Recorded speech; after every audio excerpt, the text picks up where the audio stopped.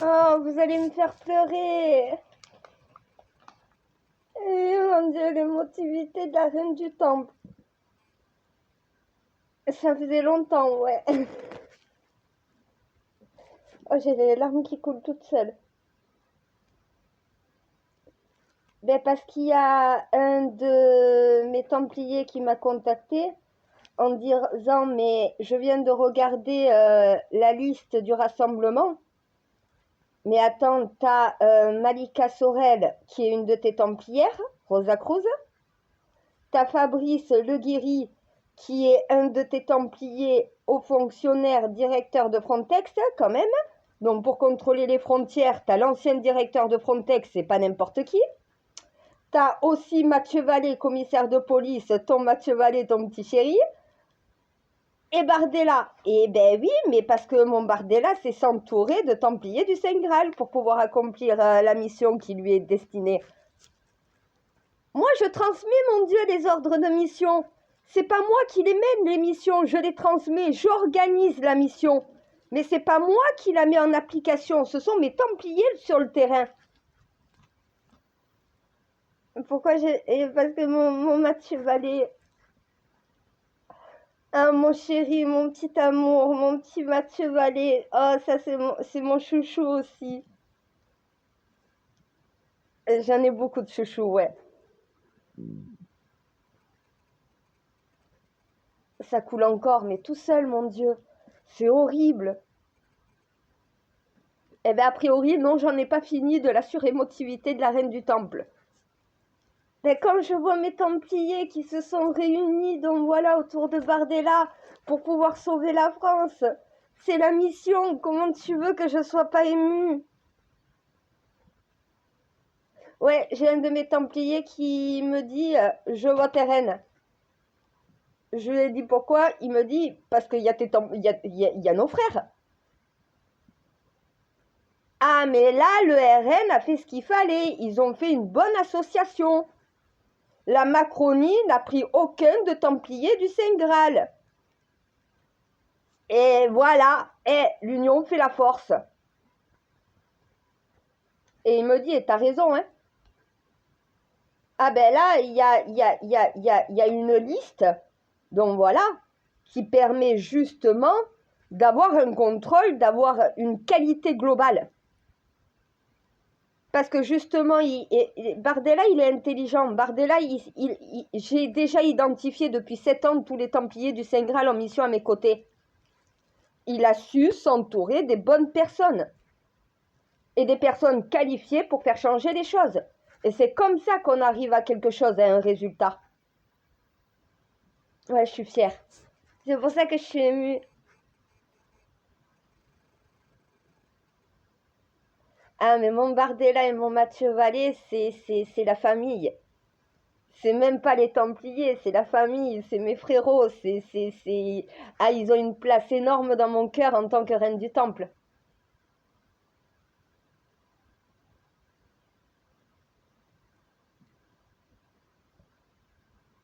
David, je reste la même.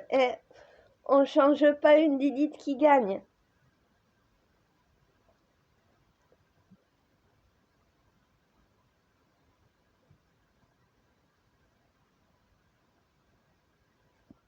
Le problème, j'ai la Macronie qui m'a contacté en me disant mais pourquoi tu nous votes pas nous?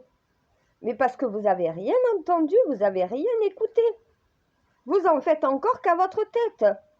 Vous avez fait des erreurs, vous êtes incapable de vous remettre en question, incapable de vous dire on n'a pas fait ce qu'il fallait sur ce sujet-là, il va falloir qu'on se reprenne. Il va falloir qu'on propose quelque chose d'autre. Parce que les Français n'y adhèrent pas. Et ça se voit dans les sondages. Ah, mais c'est pas... Non, non, non, non, non. Mon Attal, c'est pas contre lui que je suis en colère. C'est contre Macron. Lâche du lest. Laisse Attal mettre en place sa politique. Elle est meilleure que la tienne, mon Macron, je lui dis. Non, mais moi, j'arrête pas en interne. J'ai pas vraiment repris la mission, mais je garde quand même le contrôle sur mes ordres du temple. Ah mais mon Dieu, la mission, c'est global. c'est le commun de tous. Là, j'ai suspendu la mission, ça veut dire qu'il y a uniquement les ordres du temple. Ben, vu qu'ils ne sont pas capables de se gérer tout seuls, à faire connerie sur connerie, j'ai été obligé de rappeler le Biden à l'ordre. Je suis obligé de rappeler Macron à l'ordre. Regardez le chaos mondial parce que vous n'êtes pas capable de taper du poing sur la table et de dire « mais non, ça suffit le bordel, ça suffit cette guerre, ça sert les intérêts de personne en réalité. Il va falloir 2 États indépendants. »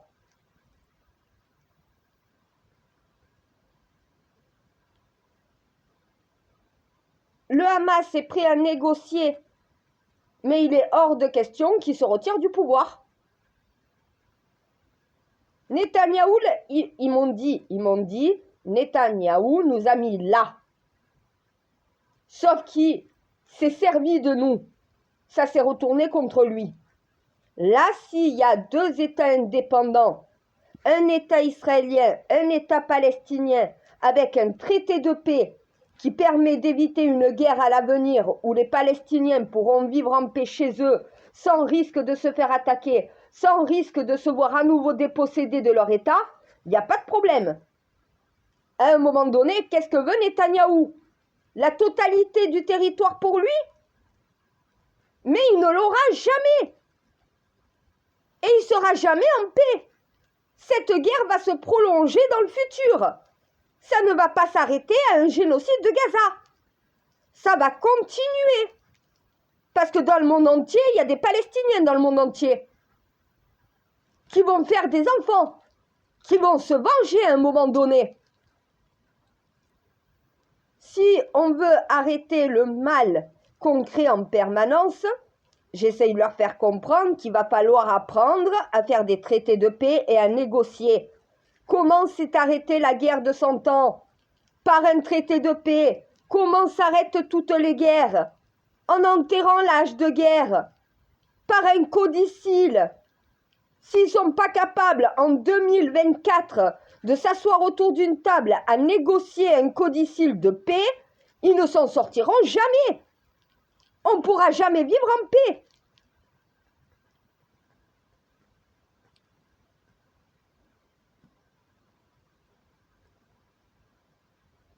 Mais va leur faire comprendre. Mon Dieu, tous les jours je reviens à la charge en interne. Tous les jours j'essaye de leur faire entrer ça en tête. Ça ne rentre pas. Tu veux que je fasse quoi? Je peux pas claquer des doigts et faire des miracles. Ça marche pas comme ça. Il faut qu'ils y mettent du leur. Et comme Biden a fait, ce n'est pas la meilleure solution. Il faut parler de 2 États indépendants souverains, d'un partage du territoire en parts égales, avec chaque nation qui peut vivre en paix chez eux, avec un pacte de paix. Même chose pour la Russie et l'Ukraine.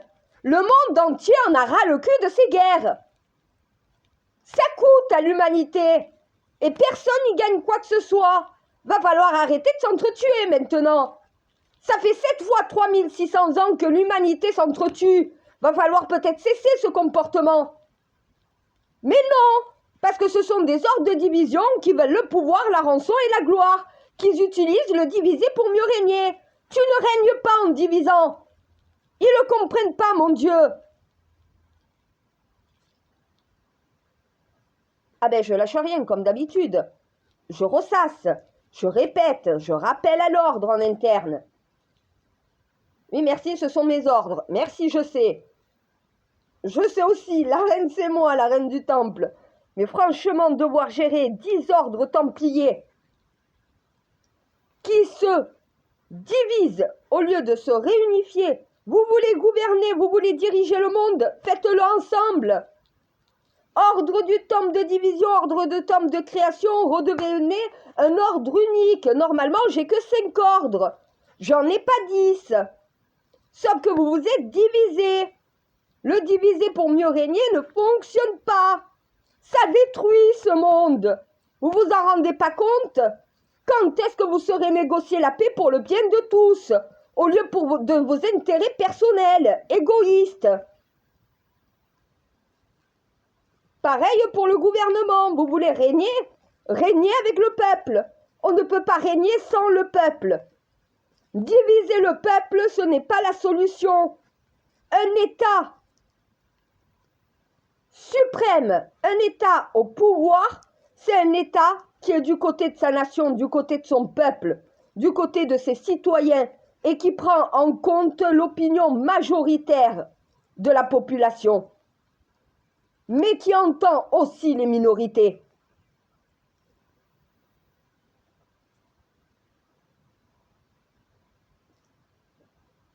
Et j'essaye mon Dieu, je suis la faiseuse de rois. J'essaye de les faire devenir rois. Mais ils entendent rien, ça rentre par une oreille, ça ressort par l'autre. Ils font la sourde d'oreille. Parce que ce qu'ils entendent ne servent pas leurs intérêts, parce que ça ne leur plaît pas. Parce qu'au final, ils ont l'impression de perdre du pouvoir. Au contraire, suivez les ordres que je vous donne, vous verrez qu'au final, le pouvoir, vous l'aurez. Mais vous serez digne du pouvoir, parce que pour le moment, vous êtes tous indignes.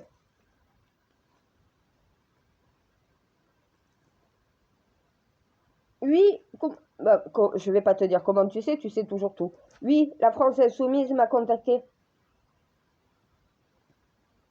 Je leur ai dit, arrêtez de dire les Juifs. Il n'y a qu'un seul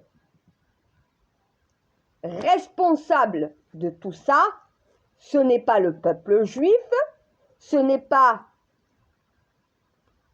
non plus les sionistes de création, c'est les sionistes de division, c'est Netanyahou. Il y a un seul responsable du chaos au Moyen-Orient, c'est Netanyahou et sa politique. Plus de 50 ans qu'ils appliquent cette politique, tous les pays autour d'eux les voient comme des ennemis. Normal parce que la politique n'est pas bonne. Ils ont attaqué l'Iran, ils attaquent la Palestine, ils attaquent, donc voilà, aussi... Non mais attends, ils ont même attaqué les Égyptiens. Il y a quand même Israël qui a fait une guerre contre l'Égypte. Elle a cessé cette guerre avec les Égyptiens, mais elle a existé.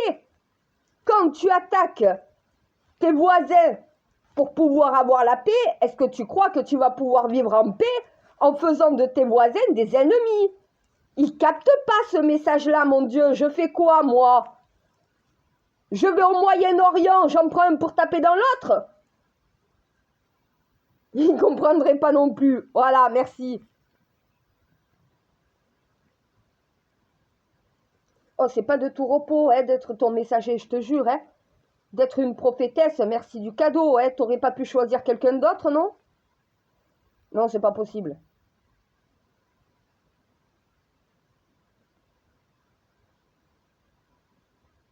Ah ben merci, tu m'as dit que je serai jamais plus seule. Ah, je suis jamais seule. Même quand je suis pas en mission, t'es toujours là à me rappeler à l'ordre, même dans ma vie privée. Putain, tu peux plus rien faire, t'as plus de vie.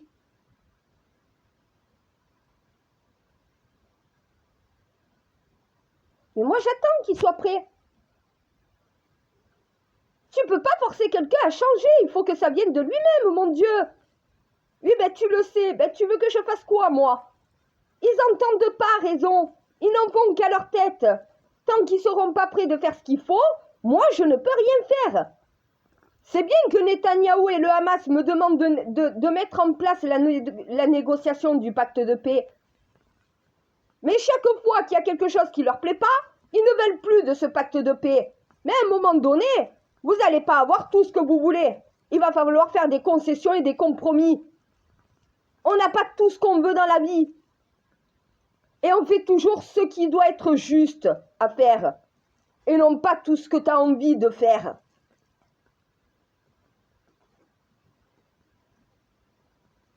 Écoute, je leur ai dit, le Hamas, vous libérez les otages. Netanyahou, tu arrêtes de bombarder. Vous allez vous asseoir autour d'une table et vous allez négocier les accords de paix. Négocier, ça veut dire je fais des concessions sur ça, tu en fais sur ça. Je suis d'accord sur ça, tu es d'accord sur ça. Ça peut prendre une semaine, même un mois, Mais vous vous mettez autour d'une table, vous vous parlez au lieu de vous bombarder et de vous tirer dessus. Pour votre peuple, c'est pas compliqué.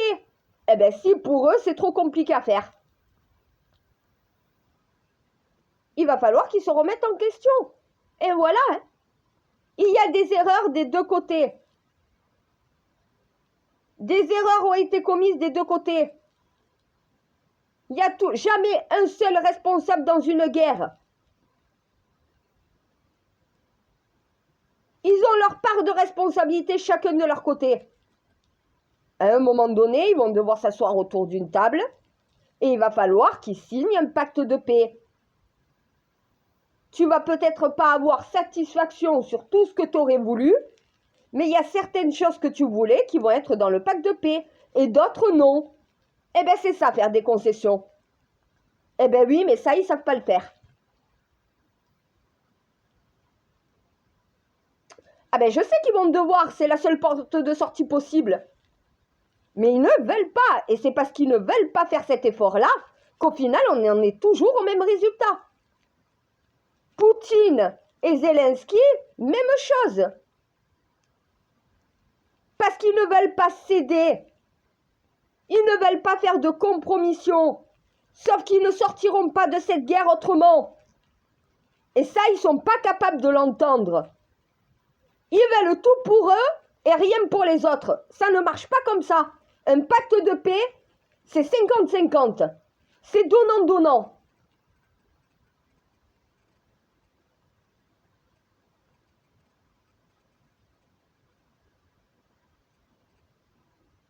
Ah mais les autres pays, ils n'y mettent pas du leur.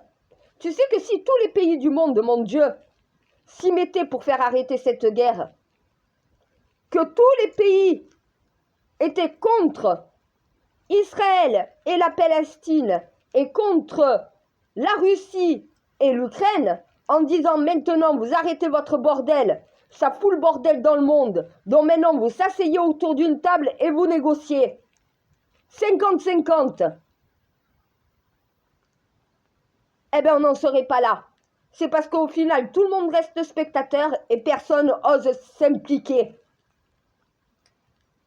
Eh, on a attendu quoi contre Hitler? D'être attaqué pour réagir? Tant que ça touchait les autres pays, ça ne nous touchait pas. Dès que ça nous a touchés, ah là, c'est bien différent. Ben oui, mais au bout d'un moment, si tu attends que ça te tombe sur la gueule pour réagir, au lieu de réagir avec ceux à qui ça leur tombe sur la gueule, plus on est de fous, plus on... Ah mais oui, je suis énervée. Au bout de 7 ans, ils n'ont toujours pas compris ça, mon Dieu. Et on me dit, tu reprends la mission. Mais je reprendrai la mission quand vous aurez entendu raison. Quand vous serez prêt à faire ce qu'il faut. Et que vous arrêtez de faire la sourde d'oreille. J'en ai marre de parler dans le vent. Ben oui, non mais attends, ils me disent, mais pourquoi tu reprends pas la mission? Comment on fait pour faire un pacte de paix si tu reprends pas la mission? Mais est-ce que vous êtes prêt à le signer, ce pacte de paix? Parce que moi, ce que je vois à l'heure actuelle, c'est que vous n'êtes toujours pas prêts. Quand vous serez prêts, oui, je reprendrai la mission à vos côtés. Mais il va falloir que vous fassiez des concessions. Si vous n'êtes pas prêts à en faire, aucun pacte de paix ne pourra être signé. Et la guerre va continuer. C'est quoi que vous voulez? Encore plus de morts? Au lieu de vous asseoir autour d'une table et à négocier un codicile de paix, vous préférez qu'il y ait encore des morts. Ben oui, au bout d'un moment, c'est l'arrêt de la guerre, plus de morts, un pacte de paix, et chacun vit en paix de son côté, ou on continue la guerre, mais il n'y aura pas de paix, et il y aura encore plus de monde qui mourra. Au bout d'un moment, tu veux quoi? T'es pas capable de faire la différence entre le bien et le mal? Stop, on arrête cette guerre, on fait des concessions, on signe un pacte de paix, et au moins chacun peut vivre en paix de son côté. Ça, c'est le bien.